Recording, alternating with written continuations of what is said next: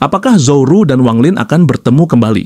Seperti yang kita ketahui, Zhou adalah sosok yang sangat istimewa. Sejauh ini bukan hanya karena ia merupakan alat reinkarnasi bagi Limuan, tetapi juga karena ia memiliki hubungan yang sangat erat dengan Wang Lin.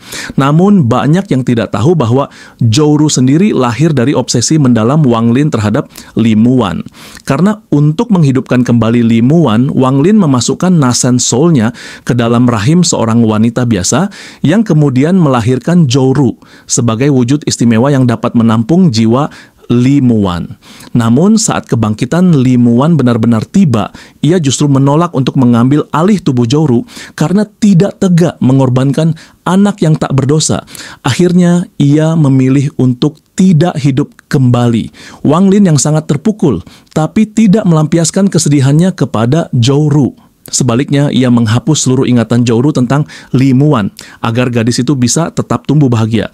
Setelah berbagai konflik besar di planet Suzaku selesai dan Wang Lin menjadi sosok terkuat di sana, ia justru menyerahkan posisi sebagai penerus Vermilion kepada Zhou Wutai dan meninggalkan planet itu. Zhou pun tetap tinggal dan justru mendapat perlindungan serta perhatian luar biasa dari banyak sosok kuat seperti Zhou Wutai, Yun Kuezi, hingga Chihu dari klan raksasa. Bahkan Xiao Bai pun turut dihormati berkat pengaruh Wang Lin. Meski ditinggal, Zhou bertekad mengikuti jejak Wang Lin dan berlatih keras demi mencapai tingkat transformasi jiwa. Namun meski didukung banyak pihak, bakatnya masih terbatas. Disinilah Tieyan, seorang sosok sepuh yang mencintainya seperti Wang Lin, mengorbankan sisa usianya demi mendorong Zhou mencapai transformasi jiwa. Wang Lin yang kemudian mengetahui hal ini, mengembalikan umur dan kekuatan Tian sebagai balas jasa, sekaligus memberinya harta spiritual luar biasa untuk melindungi Zhou dan keturunan Wang Lin. Ketika Zhou keluar dari planet Suzaku, ia sempat mengalami bahaya besar sebelum akhirnya diselamatkan oleh Mu Bingmei, tubuh asli dari Liu Mei. Karena merasa berutang budi atas masa lalu dengan Wang Lin, Mu Bingmei menerima Zhou sebagai murid dan mengajarinya segala ilmu, bahkan memanfaatkan seluruh sumber daya di alam Kunshu untuk membimbing Zhou. Namun ketika Wang Lin akhirnya menemukan Zhou, ia langsung masuk ke Kunshu dan membawanya pergi.